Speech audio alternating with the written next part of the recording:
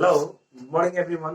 आजको यस भिडियोमा हामीले सल्भ बाई इन्भर्स म्याट्रिक्स मेथडबाट एउटा यो थ्री भेरिएबल्स क्वेसन चाहिँ सल्भ गर्छौँ। र यो क्वेसन डाइरेक्टली सल्भ गर्नुभन्दा अगाडि पहिला हामीले केही बेसिक स्टेप्सहरू हुन्छन्, त्यो स्टेप्सहरूलाई ध्यान दिएर चाहिँ हेर्नुपर्छ। सो पहिलो बेसिक स्टेप्स के हो भने first basic step is what, पहिला के गर्नुपर्छ भने count the variable, count the variables. पहिला भेरिएबल्स कतिवटा छन्, count the variables and separate the variables and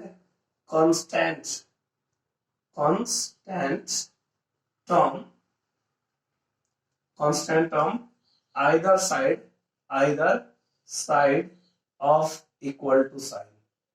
पहिला के गर्नुपर्छ भने पहिला भेरिएबल गर्ने कतिवटा छ हैन, यदि यसमा 1 2 3 यसमा दुईटा मात्र त्यसमा पनि दुईटा मात्रै, त पहिला भेरिएबल गर्ने कतिवटा छ, त्यसपछि कन्स्ट्यान्ट टर्मलाई र भेरिएबल्सलाई एकतिर र कन्स्ट्यान्टलाई अर्कोतिर गर्नुपर्छ। अनि के गर्नुपर्छ भने बाइ द वे एन्ड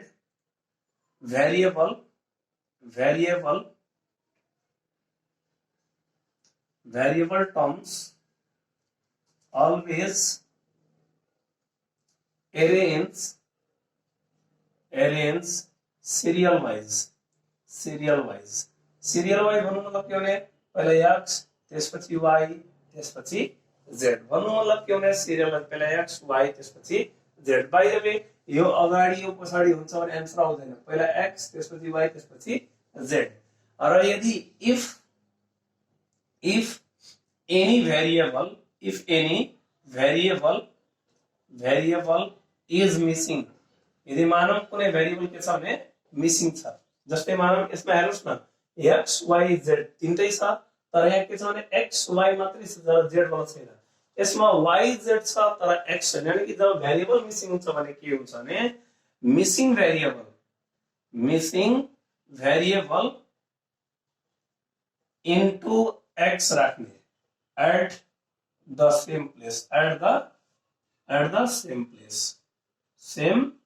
जुन भेरिएबल को ध्यान दिनुस्, यदि कुनै भेरिएबल मिसिङ छ भने त्यसको सट्टामा 0 इन्टु त्यो भेरिएबल लेख्ने, 0 into that variable at that same place.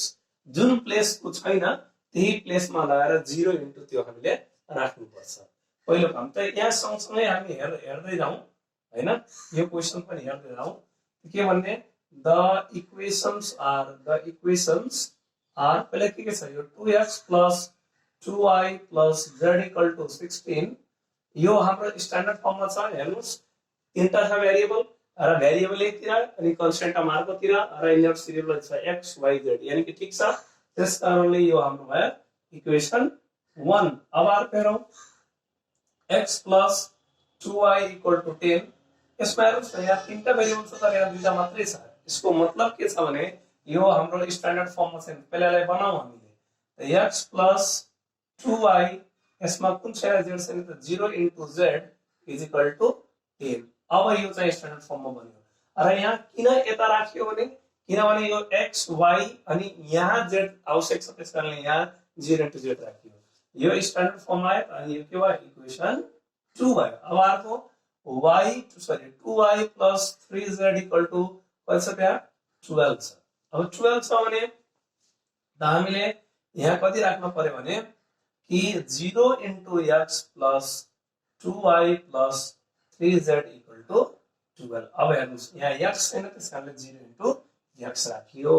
अब यो हाम्रो भने इक्वेसन 3 बन्यो, यानी कि हामीले यहाँ इक्वेसन पाइसक्यौं। आफ्टर दैट हाम्रो नोट 2 ले के भन्छ भने राइट द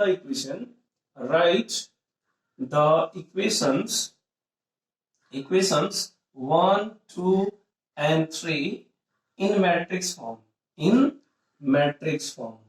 यसलाई मैट्रिक्स फर्म मा लेख्ने, यो इक्वेशनहरुलाई पहिला मैट्रिक्स फर्म मा हामीले लेख्न पर्यो। So equation 1 2 and 3 are writing in matrix form। Matrix form यसलाई मैट्रिक्स फर्ममा लेख्दैछौँ।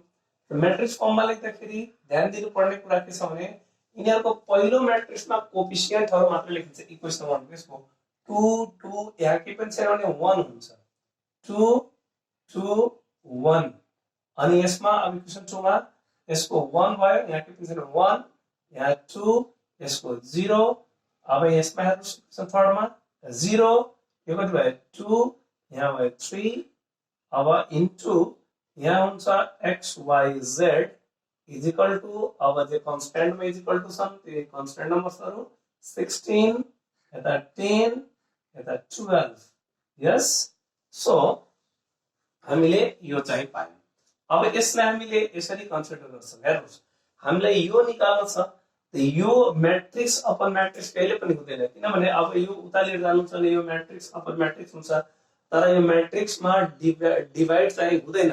त्यसकारणले यसलाई लेट गर्ने यसलाई let ax is equal to b। अब x equal to b suppose गरे भन्नु मतलब के भने यो a यसलाई मानियो यसलाई x मानियो यसलाई b मानियो वेयर a मीन्स a भनेको यही मैट्रिक्स हो हाम्रो अच्छा 2 2 1 1 2 0 0 2 3 यस एंड x इक्वल टु ये भयो हाम्रो x y z and b equal to भयो हाम्रो 16 10 12 16 10 12 यो चाहिँ हाम्रो के भयो भने यो a x b को भ्यालु हो किनभने हाम्रो x को फर्मुला निकाल्ने हो भने यो x इक्वल टु के हुन्छ भने यो जब मैट्रिक्सलाई डिभिजन गर्न मिल्दैन भने यो उता गएर के भन्छ a इन्भर्स b के भन्छ a इन्भर्स b।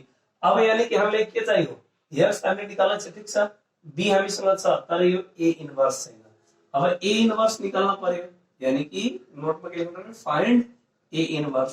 त a इन्भर्स बाबु एकैचोटी आउँदैन। अब a इन्भर्स निकाल्नलाई पहिला के चाहियो भने फर दिस a इन्भर्स को लागि के चाहियो भने find a determinant or determinant of a and a dj of a of a। अब डिटर्मिनेन्ट अफ a चाहियो किनभने यसको a इन्भर्स को फर्मुला हुन्छ 1 by a determinant into a dj of a। त्यसकारणले पहिला यो र यो दुईटा हामीले निकाल्न पर्यो। अब यो दुईटा निकाल्दाखेरि a डिटर्मिनेन्ट पहिला निकालौं। a डिटर्मिनेन्ट कसरी दुईटा भर्टिकल लाइन यहाँ त मैट्रिक्स छ यस्तो बिग ब्रैकेटमा राखियो यसलाई भर्टिकल लाइनमा लेख्नु होला 2 2 1 1 2 0 0 2 3। अब यसलाई हाम्रो यसको डिटर्मिनेन्ट निकाल्छौं। डिटर्मिनेन्ट निकाल्ने बेलामा यसरी हामीले गर्नुपर्छ यसलाई के भन्छ फर्स्ट रो यसलाई भन्छ फर्स्ट कलम जसरी भए पनि यसलाई एक्सपान्ड गर्नुस् है।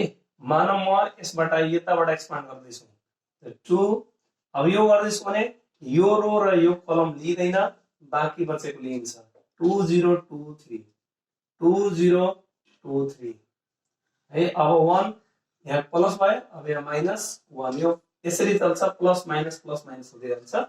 सो अब यो 1 लियो अब यो वाला रो र यो वाला कलम यानी कि जुन नम्बर लिनुहुन्छ त्यो नम्बरको रो र त्यो नम्बरको कलम बाहेक जुन बाँकी बच्छ त्यही लेख्नु होला यानी कि यो रो र यो कलम भयो भने 2 1 2 3 2 1 2 3 अब यता 0 अब यो 0 वाला के हुन्छ यो वाला कलम गयो यो वाला रो गयो यानी कि कति भयो 2 1 2 0। अब यसलाई त हामी सल्भ गर्न जानेको छौं हैन यो भन्दा प्रिभियस भिडियोमा पनि छ कति भयो 6 minus 0 minus 1 and you have 3 to the 6 minus 2 on the 2 and plus 0 into anything 0 तेरे ले दिए अब ये कति बाव बने 2 into 16 equal to 2 into 6 equal to 12 minus ये 4 उनसा यानी कि minus 4 अर्थात कति आया बने 8। Therefore a determinant is equal to does not equal to 0 यानी कि ये 0 है ना so that a inverse exist यानी कि a inverse के निकाल्न सकिन्छ exist हुन्छ। अहिलेसम्म हामी के निकाल्यौं यो निकाल्दियौं। अब के निकाल्न छ भने हामीले adj तर जब यसको adj निकाल्छौं भने 2 into 2 जस्तो हुँदैन। यसको adj को फर्मुला के हुन्छ भने यसमा adj of a को मिनिङ के हुन्छ adj of a को मिनिङ के हुन्छ भने cofactor matrix of A of whole transpose है। यानी कि पहिला कोफैक्टर मैट्रिक्स अफ ए निकाल्न पर्यो अनि त्यो मैट्रिक्स निकालिसकेपछि त्यसको ट्रान्सपोज गर्छ भने मात्रै के आउँछ भने एडीजे हुन्छ। अब कोफैक्टर मैट्रिक्स निकाल्नको लागि पहिला कोफैक्टर एलिमेन्ट चाहिन्छ। त पहिला म यहाँ लेख्दै छु कोफैक्टर एलिमेन्ट्सहरु कसरी निकाल्ने है। हामीले अब एडीजे अरु निकाल्न छ, एडीजे निस्केला भने हामीले आन्सर पाइहाल्छौं लगभग। त्यो एडीजे निकाल्नलाई पहिला कोफैक्टर मैट्रिक्स चाहियो किनभने त्यसको ट्रान्सपोज हो। त पहिला कोफैक्टर मैट्रिक्स हुनको लागि पहिला कोफैक्टर एलिमेन्ट निकाल्न पर्यो है। यहाँ लेख्छौं कोफैक्टर अफ A11 यानी कि A11 को मिनिङ के हुन्छ भने फर्स्ट रो फर्स्ट कलम के हुन्छ, फर्स्ट रो फर्स्ट कलम। यानी कि यसलाई र यसलाई छोडेर के हुन्छ त्यो लेख्ने हामीले कति छ यहाँ लेख्दियौ 2023 अर्थात यसलाई सल्भ गर्न भने कति छ 3 to the 6 अनि यो -0 अर्थात आयो 6। यसैगरी यो सबको लागि यो 9 वटा छ एलिमेन्ट हैन, यो सबको लागि यो पहिलो रो पहिलो कलम हो, त्यही भएर यसको नाम के भयो A11।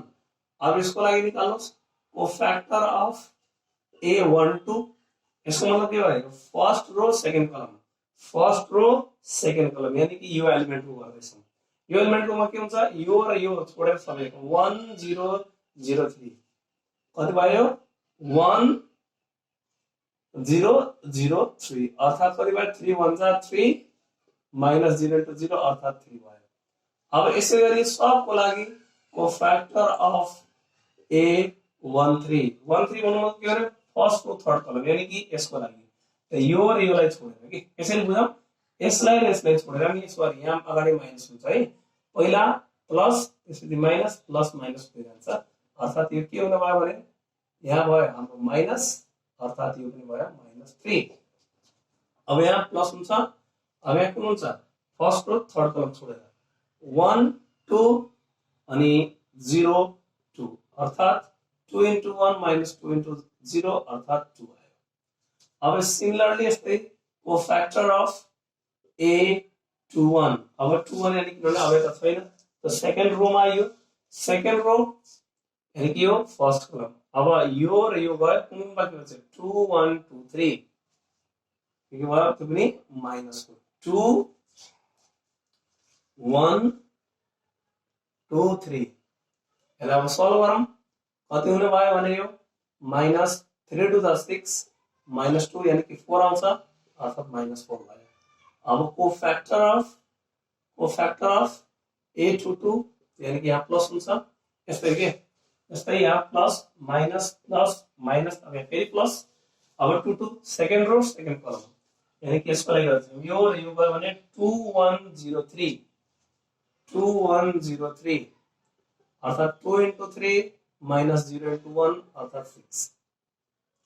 कोफैक्टर अफ A23 यहाँ माइनस अब 2 3 को लागि यो सेकेन्ड रो थर्ड कलम यानी कि 2202 अर्थात माइनस यो 2 to the 4 -0 अर्थात यहाँ के भयो भने -4 भयो।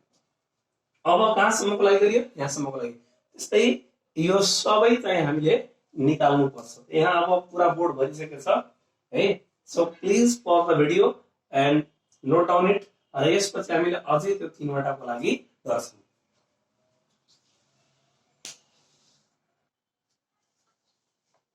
अब यहाँसम्म चाहिँ हाम्रो भइसकेको छ। अब यसको लागि निकाल्छौं कोफैक्टर अफ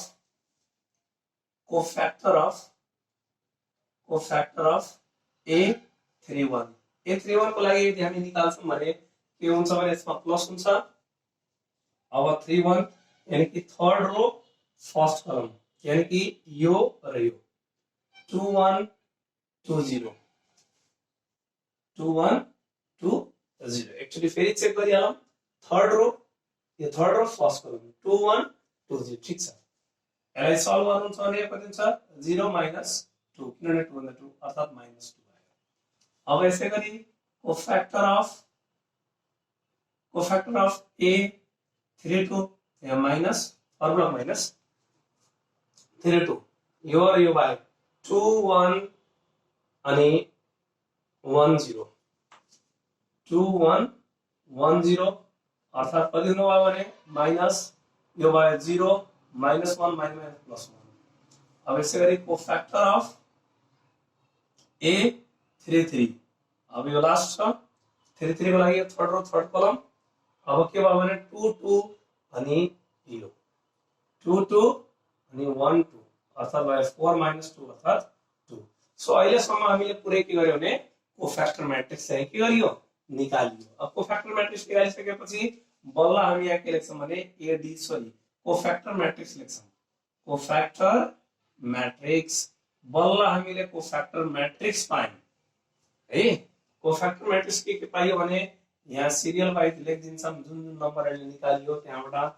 6 minus 3 6 minus 3 2 त्यसपछि आरो कति छ भने -4 6 -4 -4 6 -4 यहाँ कति निकालियो -2 1 2 अब यसको ट्रान्सपोज गरियो भने के निक्लिन्छ ADJ of A ADJ of के भन्नु सक्दैन यसको ट्रान्सपोज यानी कि 6 minus 3 2 -4 6 -4 -2 1 2 यानी कि जुन रोमा छ त्यसलाई कलममा लेख्नु पर्यो त्यही हो ट्रान्सपोज यानी कि यसको ट्रान्सपोज यानी कि यो म्याट्रिक्सको ट्रान्सपोज के हुन्छ एडीजे अब बल्ल एडीजे आयो अनि अब यो फर्मुला लगाएर राखिदिन्छौं as we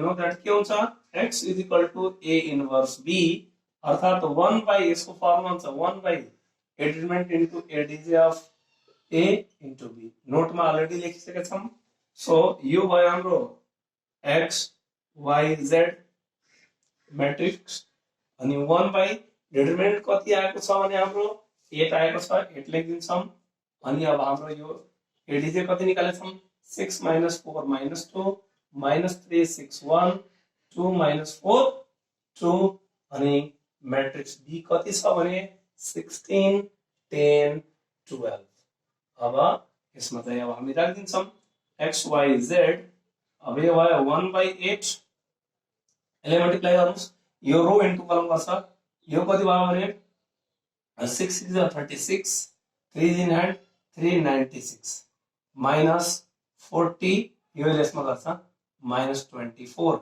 त्यसैगरी यो -48 plus 60 plus 12 त्यसैगरी यो 32 minus 40 plus 24 अब यसलाई अझै पनि solve गर्दियौ x y z is equal to 1 by 8 अब यसलाई माइनस गर्छौं भने कति हुन्छ भने यो 96 यो दुटै माइनस छ माइनस कति भयो 64 माइनस भइहाल्छ यो 60 यो 72 भइहाल्यो 72 minus 48 भइहाल्छ त्यसैगरी अब यो कति भयो 6 अनि यहाँ 5 भइहाल्यो माइनस 40 ठीक छ अब यसपछि अब यसैलाई यसरी अब गर्दियौ मल्टिप्लाई 1 by 8 into यसलाई 8 बाट यो माइनस गर्दिनु होला यहाँबाट कति आयो 2 अनि 3 अनि यहाँबाट माइनस गर्छौं भने हाम्रो कति हुन्छ यो भयो 1 by 8 यो सबै मल्टिप्लाई गर्छ 1 by 8 यहाँबाट यो माइनस गर्नुस् 4 अनि यो भयो भने 2 अब अर्को चाहिँ यहाँ भयो 1 by 8 into 16 सही यदि हामीले सल्भ गर्दै जान्छौं भने यहाँ कति हुन्छ भने यो 4 टाइम्स कट्छ यो 3 टाइम्स कट्छ यो 2 टाइम्स कट्छ अर्थात अब स्पेस छैन यति बुझ्नुस् के भने कि x y z equal to यहाँ के छ भने 4 3 2 अर्थात therefore x equal to 4 y equal to 3 and z equal to 2 र यसलाई हामीले यसमा राखेर चेक पनि गर्न सक्छौं चेक गरौँ यो कति हुन्छ हाम्रो यहाँ राखेर चेक गर्नुहुन्छ भने 4 into 2 यानी कति भयो 8 अनि 2 into 3 6 8 6 14 अनि प्लस 2 16 ठीक छ यहाँ पनि राखेर चेक गर्नुस् x value 4 यानी कि 4 plus 2 into 3 6 यानी कि 4 10 यहाँ राखेर चेक गर्नुस् यो कति हुनु भयो भने 3 3 to the 6 अनि 3 into 2 6 6 12 यानी कि हाम्रो आन्सर के गर्दैछ भने म्याच गर्दैछ so I hope you understood this question. So please pause the video and note down, and please subscribe this channel to get such kind of the video. Thank you.